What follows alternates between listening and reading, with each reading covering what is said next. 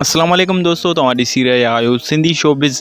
दोस्तों अॼु जी हिन वीडियो में आउं तव्हांखे ॿुधाईंदुसि ड्रामा सीरियल ज़हर ज़िंदगी जे बारे में। काफ़ी ॾींहं थी विया हुया ज़हर ज़िंदगी ड्रामे जे मौज़ू ते कुझु ॻाल्हि ॿोल न कई हुईसीं। अॼु जी हिन वीडियो में आउं तव्हांखे ॿुधाईंदुसि ज़हर ज़िंदगी ड्रामे जा एपिसोड केतिरा अची चुका आहिनि ऐं ज़हर ज़िंदगी ड्रामे में अॻिते छा थींदो इहो आउं तव्हांखे हिन वीडियो में ॿुधाईंदुसि। दोस्तों वीडियो शुरू करण खां पहिरियां जेकॾहिं तव्हां असांजी वीडियो खे लाइक न कयो त महिरबानी करे असांजी हिन वीडियो खे लाइक कंदा। तो दोस्तों अचो तो वीडियो के शुरू था कयूं। दोस्तों तव्हांखे ॿुधाईंदा हलूं तो ज़हर ज़िंदगी ड्रामे जा 124 एपिसोड अची चुका आहिनि।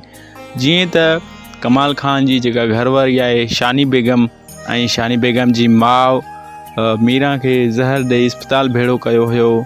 जीअं त हाणे उन्हनि जी जेका चोरी आहे उहा पकिड़िजी पई आहे ऐं शानी बेगम जे कमाल खान तलाक ॾेई पंहिंजे घरां कढी छॾियो आहे।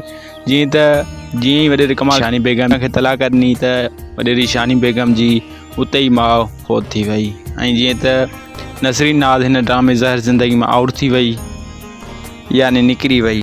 ऐं हाणे वरी जीअं ई शानी बेगम खे वॾेरे कमाल खान तलाक ॾिनी त उन वरी ओठे जे भाउ क़ुर्बान सां शादी करे छॾी।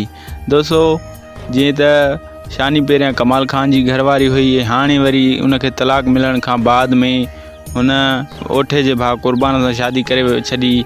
का ॻाल्हि सम्झ में न पई अचे त हिन ड्रामे में छा थी रहियो आहे, कहिड़ी कास्ट आहे।